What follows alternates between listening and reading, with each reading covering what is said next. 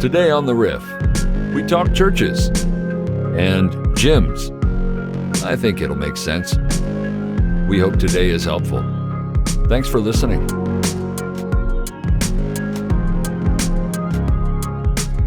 All right, Riff, we are here again this week. John Martz, Jen Davis, Justin Glenn on the Riff. My goodness, we came in this morning, and I love it because Martz is finally understanding what Riff means. And he said, "What are we doing today?" And we all looked at each other, and we said, "We don't know. I don't know. I don't know." And then Martz said, "What if we talk about?" And then we hit record. Yes. So here we are. I don't like that. Are you nervous? Honest. You're doing such a great job now. Look at this. Thanks. Like you're just. I'm acting like I'm cool, calm, Yeah. collected right now, but I am a preparer. That's just how I am. Yeah, I am too, but not for the Riff. That's kind of my guilty pleasure.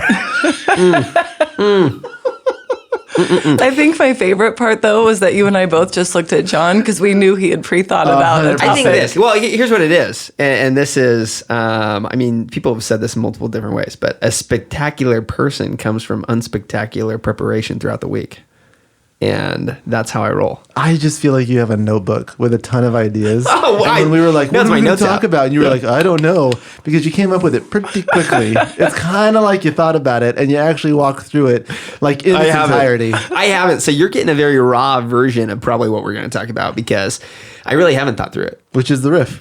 Yeah. Here we go. So again, if you don't like it, wait till minute, I don't know, 7, because then it starts cooking. Right? I agree but with those it. first 7 minutes are not great. I agree. They're not great. All right, well, tell us what we're talking about, Marty. Well, I want to give an update. Let me give an update real quick. Okay. It's September. So we are now in the phase of looking through the applications. Good news, there are some. Yes, there are. There are actually quite a few great ones, great people putting their name in to be a part of this mission. So excited about it.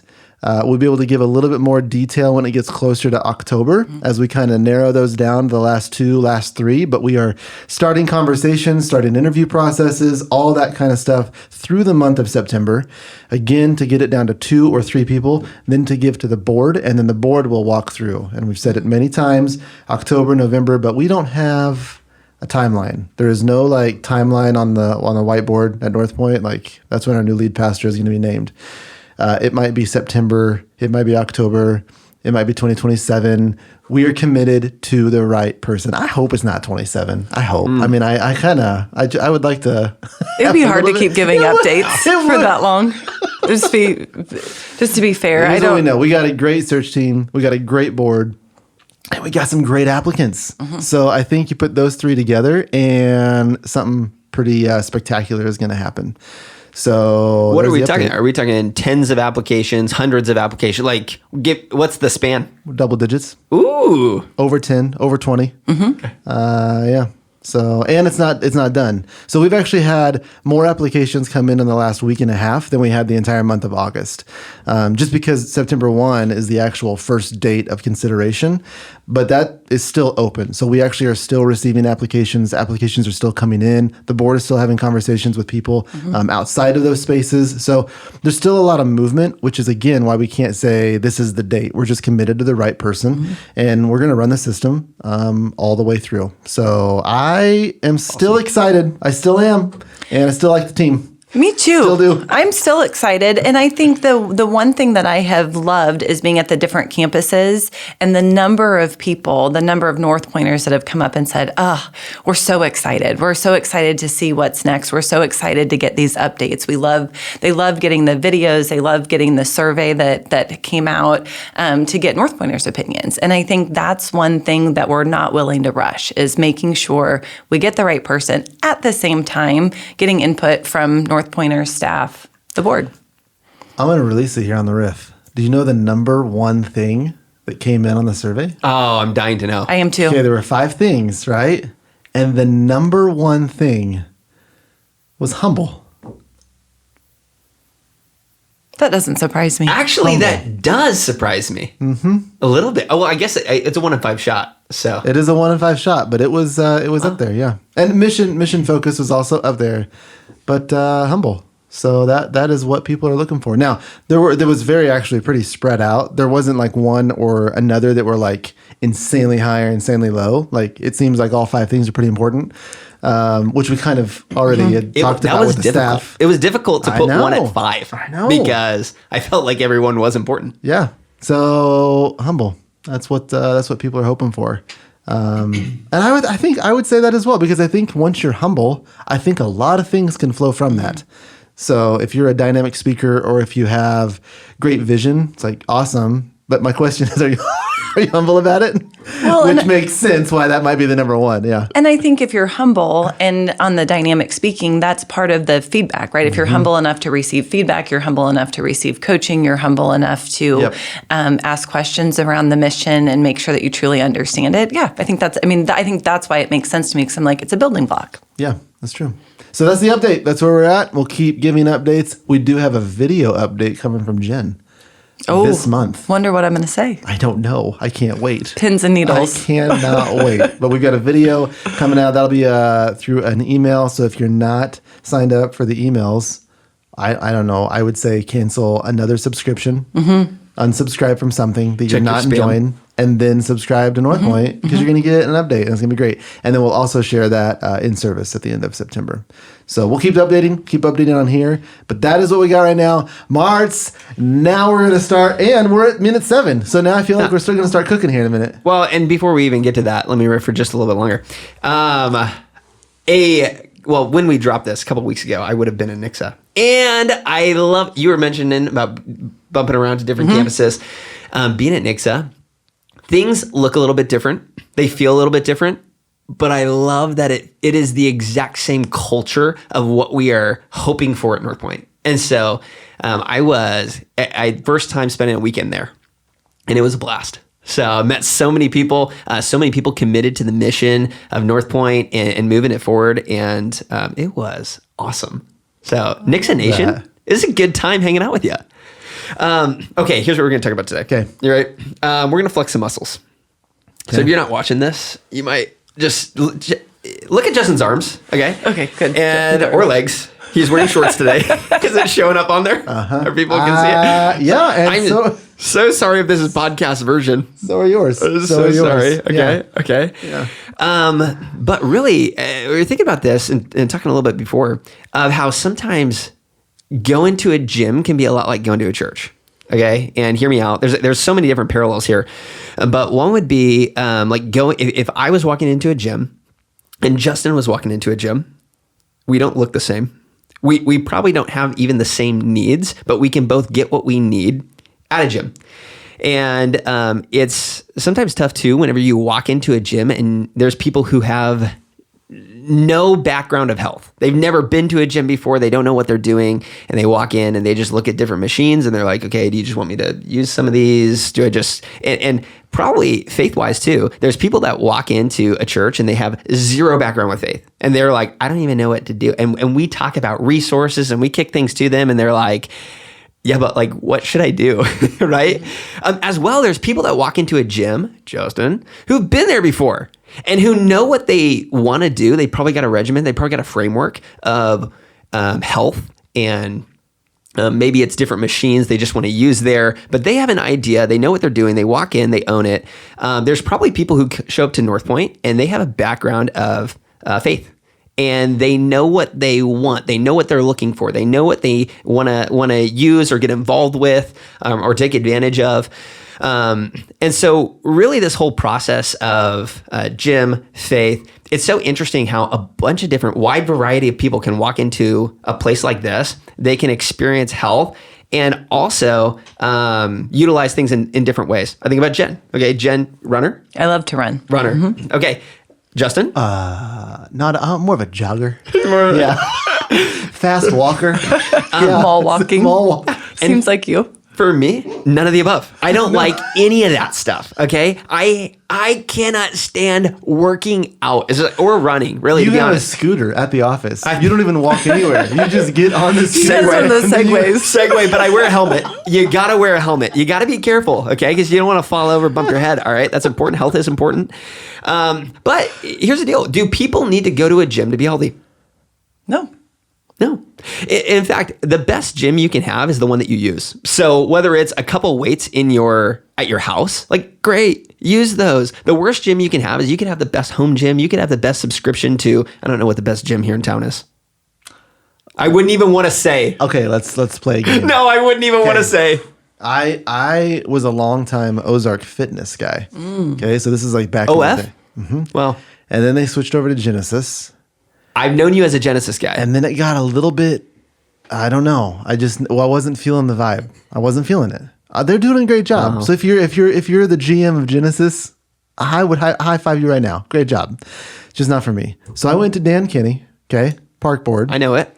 Because I don't have a trainer. I have a framework. You don't need that. It. I got it. But it's awesome because it's just me and then I'd say 7 people over 64. Yeah. So I've always been a Pat Jones YMCA kind of a gal until recently. So I was, I love the Y. Do you go to Genesis? No. Okay. Turns out. Do you run a Genesis? I do. I I'm the general manager. That's what I do in my spare time. I knew it. Is now a good time to mention that we're open for sponsors? Yes, it is. From gym memberships. So I was at the Y for a long, long time.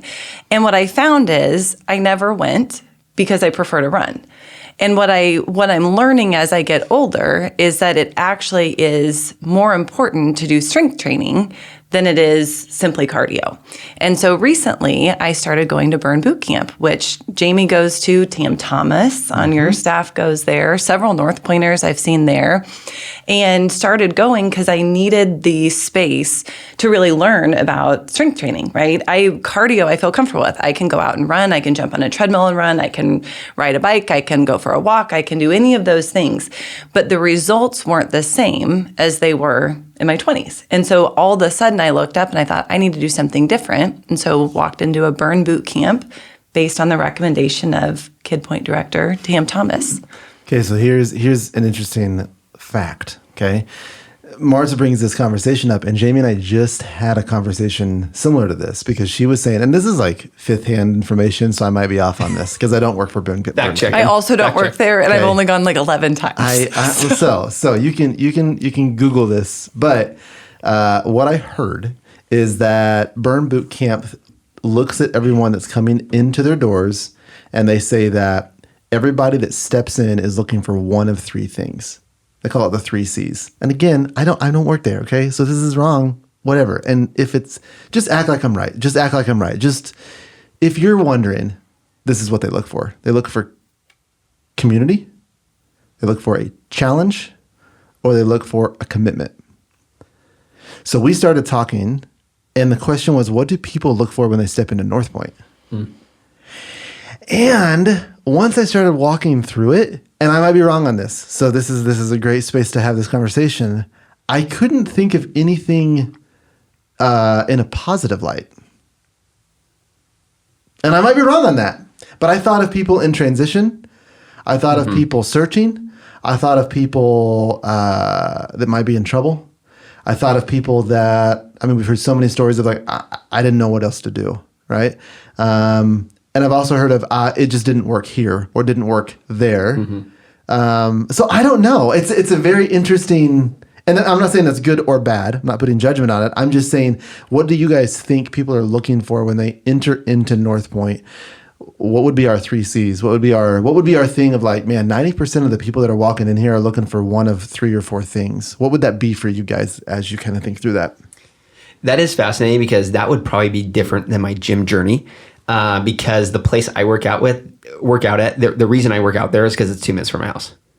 That's the only reason. And I'm not looking for, a challenge is great. I'm not necessarily seeking that out. It's good that I get that when I'm there. But the only reason I go is because I'm not driving 30 minutes to go to a great gym. I don't care how great the gym is. I'm not driving there to go there.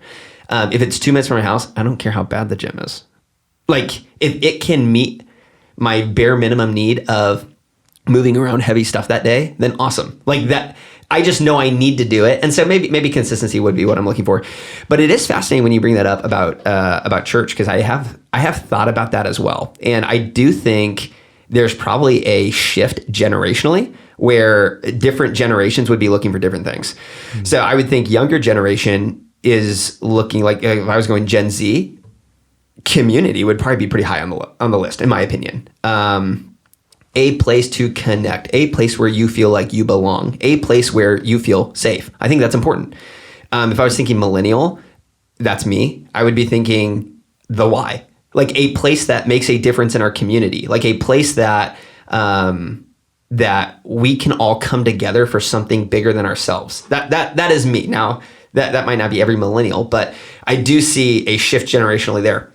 And we go older generations. I'd be curious, what would be important to them? What would they be looking for? Would it be a reinforcement of different ideas? Would it be a paradigm shift of different ideas? Would it, I think, and every person is so different, so it's tough to just lump people generationally into each other. But I do see that there is a little bit of a shift of what people are looking for and why they are looking for them.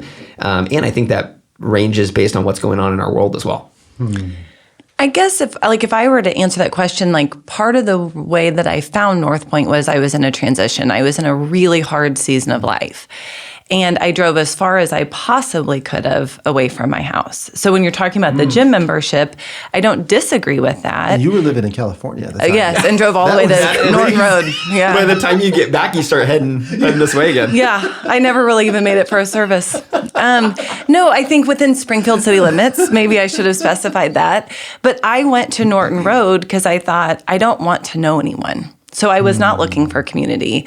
I actually was looking for healing, maybe a deeper understanding of what it could look like on the other side of failure to have a relationship with Jesus. I knew a North Pointer. I watched how she handled stress. I watched how she handled hard conversations, and I thought, I'll give it a shot. And I sat at Norton Road every week for a year and a half before I filled out a connection card. And so when I get up and I talk about connection cards, when I have the opportunity to host, I actually really understand how important it is when someone gives us that information, because it's a giant step of like, okay, now I want to be seen. Now I want to be known. Now I want to plug in. But, when you talked about, I can't think of positive things. My experience was so positive, I kept coming back. But what got me in the doors, I certainly wasn't looking for community. I don't think I was looking for a challenge. I had plenty of those. I think what I was looking for, though, is what my next step was. And so maybe that's me being older than you, right, is a deeper understanding of Scripture, a deeper understanding of what a personal relationship with Jesus looks like. I was raised Catholic, so just background, right? When you grow up Catholic, it's different, right? It has the rituals and the and all of the different things. But when you get down to it, you go to a confessional to confess your sins, and then and there's this, when you're growing up in that faith, there's not a super personal relationship. And so I got baptized as an adult, went through a challenging time, then found North Point, and then quite honestly sat there for a year and a half. And I think really when I filled out that connection card, it was to be on the serve team. And I was going to open doors for people. And that was the first time I got involved at North Point. And so it would be hard for me to put into buckets, like what those 3 C's are. I think it's important that we identify those, because wow, how fast could we connect with people if we could figure out what that target was. I didn't come because of a positive, but it was so positive I came back. And I think that's important. I mean, we've talked about this a lot as a staff. We have 5 questions that we run for a reason. It's not because we want to give you easy handles to connect with somebody. Those 5 questions are specific in a way to where we're not opening the door being like, how are you?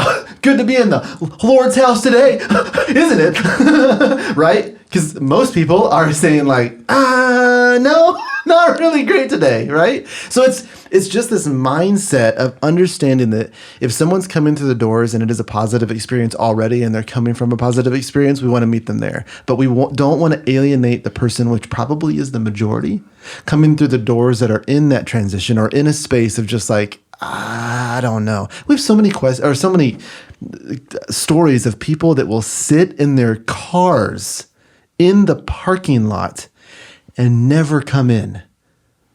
I've heard so many stories. I sat in my car 3 or 4 times and I couldn't come in. What? Like understanding that of like the first time. So if you're a greeter and you are opening a door, you have to understand it's more than just opening a door and smiling. The people that are coming through there for the first time, that is the first point of contact that you have.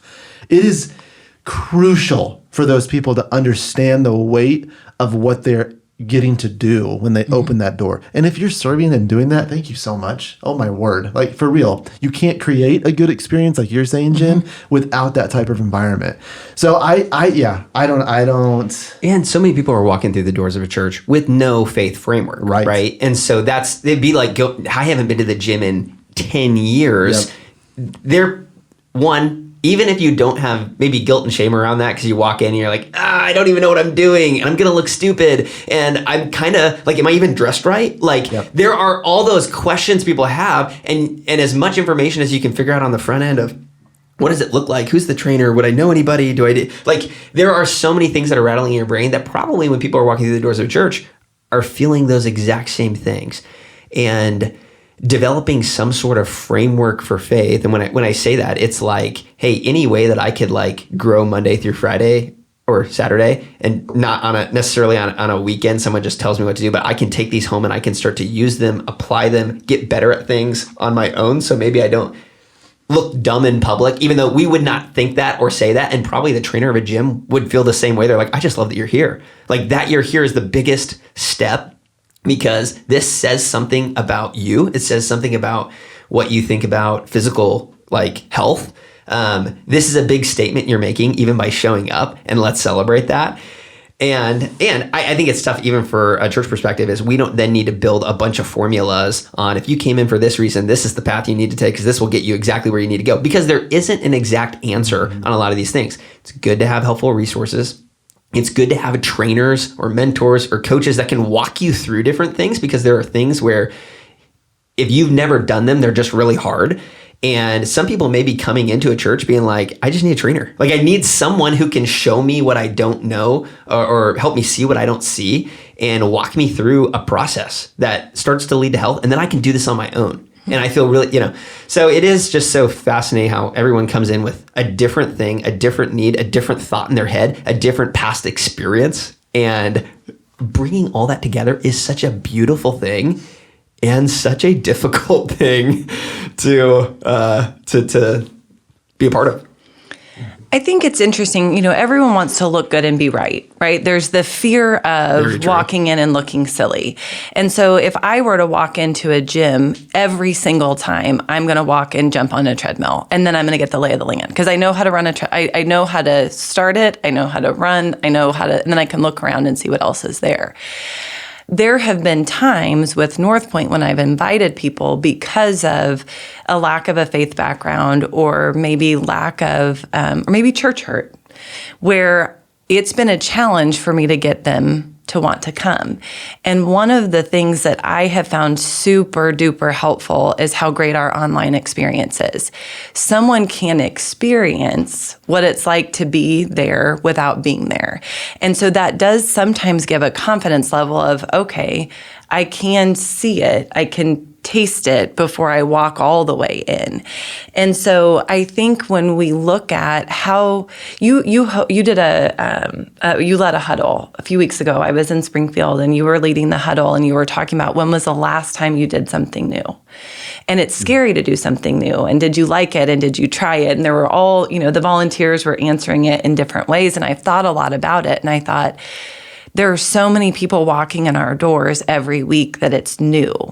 And that is the thing that we've got to eliminate the friction points, the uncomfortable points. We've got to be able to get people in the door to walk in regardless of what their comfort level is and not be an obstacle. And there's gens walking in that are like, I don't want to be known right now. Like, I just want to come, I want to sit, I want to listen, I want to heal, I want to not be pressured probably by anything. Mm-hmm. And then there's other people who come in that are like, I want to be known immediately, right? I want people to, and obviously it's not like you don't want people to talk to you, but it is just so interesting two sides of that coin.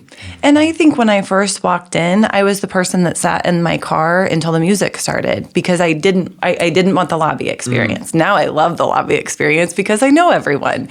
And there are different seasons in our life where those things are going to be important or not important. I've never not come in once I've been in the parking lot. I've not gone into a gym when I've been in the parking lot. Really? Same. Yes. Same. I have. Yep. I've been like, nah, not today. Yep. I don't have this in me today. Sometimes there's classes and there's one other person. I'm like, nah. No. So today's my off day. Really? Yes. That's why I don't do like classes. I think for me, the reason I eventually did the class, though, it's I sat 18 months and didn't fill out a connection card. Now I'm like, okay, I have had this urging for the last few months, maybe a year, to figure out that next step in fitness and strength training. And the class then gives me the handles for that. Someone's telling me what to do for 45 minutes. I'm really tired when I walk out, and I have a protein shake. So already, I feel like I should be fitter than I was, 11 times ago. There's a saying, the heaviest weight at a gym is the handle on the front door. What? That is not a saying. You can put that on a Hallmark card. No. You could. I've heard it. I've never said it. I've just heard it. I just said it. This is the first time I said it. I just heard it a lot. Hallmark movie. That might be. Yeah, that's a good saying. Oh, yeah, small town gym. That's good. A baker. A baker and someone that owns a gym. Investment baker. Mm-hmm. Well, I think this is a really, really important conversation because I think that if you're a North Pointer out there and you're listening, especially if you're serving in a capacity where you're interacting with people that you don't know their name, you don't know their story, I think it's just so important to think through this lens because this is what North Point does. We've done that for years of making sure that this is a safe place to find and follow Jesus. And it starts with this type of a conversation of understanding there are so many backgrounds that are walking through our doors. So let's try to be sensitive to it. And I love it that just at this table, all three of us showed up at North Point probably for different reasons. Because we were looking for community. Like that's what Jamie and I were looking for. Like we had nobody. We got married super young. I've talked about this on the Riff. Like our first year of marriage was really, really difficult. And we just needed people around us that were better at it than us. That's kind of and we wanted to be in an environment that was a Jesus following environment for that, especially for that season. So for us, it was totally different. Why did you show up, Martz? I had kind of given up on church for a little bit, but I always believed in God. And I had a buddy who invited me to North Point. He's like, dude, it's just different. It's just different. And I was like, I'm not looking to go to a church, to be honest. And I showed up, and it just revealed a lot of things within me very quickly of things that I maybe didn't like about church were kind of some things that I didn't love about myself. And very, just after really the first weekend, which I was going to try it one weekend because he's my buddy. And then I grew a lot from that one weekend. I was like, I got to come back. And then I served at a give back event. And you just keep saying yes to things. And oh my word, this is so helpful for my life. This is showing me things that I couldn't have seen on my own. And so I probably came in with no agenda of looking for something and finding a lot. But I love that North Point isn't this one size fits all church. Like if you can fit in this little box, then we can be helpful for you. There's just such a range of resources and help that we don't want to just throw at you, but we want to help you walk through. And I love that. Good. Guys, that was 28 minutes and we didn't have a plan. You see how it works, Smarts? Like just walk in here, so true. Just throw down a topic and hold on, riff on it. Let me say one more thing about North Point, which I also love. It's okay, like I also love this. It's like you prepared all of this. Now I'm warmed up. I got one more. Keep going. Yeah. I love that. Yeah. I also love this. This is the thing I think that was so helpful for me when I came in was that there was no agenda for me to grow or be further along in the process or, hey, you've been here for 6 weeks now, you should be. There was nothing like that. It was just this wide open experience of when you're ready to take a next step, we're ready for you. And that was so helpful for me. And that's what I love, that this isn't a one size fits all experience where, hey, and then you take this step, and then you take this step, and then and that's what it has to look like. And you can't go out of order. And there wasn't membership classes. There wasn't these things where, hey, you have to do these certain things to belong. It was come, experience, see, be a part. Let's do this together. I never got quizzed on my beliefs, even like 6 months in, 1 year in. You never it's got crazy. that quiz? I never got that quiz. Did we still send that haven't. out? Is that the email? I wasn't subscribed, No, I think. you did subscribe. I think I wasn't subscribed. There's the quiz. That There was no like, hey, do you think like us, believe like us, then you belong with us? It was very much this open-ended approach of, hey, whenever you're ready, we're ready for you. And that was such a beautiful thing for me and my journey and what I needed when I needed it. And I didn't even know what I needed, but I needed that. So It's great. And now we're at 30. you're We welcome, just went everybody. over 30. I mean, that's impressive. I just feel like you shouldn't prepare from now on. I mean, like for I'll do messages that and next stuff, weekend. Like do No. that. No, prepare for that. But Okay. like for the riff, just riff. You know what I'm saying? Just riff. Wow, I'm learning something every day. I know. John, Jen, thanks for being here. Thanks for having us. Oh, you're welcome. I mean, it was kind of You're a a host? group. I don't know. No, we've talked about this. Co-host. Oh, We're 3 co-hosts. I'm not necessarily the host. You would be a host. You would be a host. Isn't code 2 though? Wouldn't it be like tri-host? Something like Tri-host. that. we also don't know how to push the buttons though, so it feels like you're the host. We kind of need you, I'm Justin. the producer. Oh, I'm the producer. I'm sorry. You've got a secondary The role. Executive producer. Okay, Yeah, that's what- Executive producer. Well, that went quick from producer to executive Well, producer. It sure did. Actually, it started there. It didn't go there. I've always thought of myself as an executive producer. Fair enough. Guys, thanks. Riff, Raff, thanks for listening. We will catch you next week. Thanks for listening to this episode of The Riff. We'll have a brand new episode every week, wherever you find podcasts.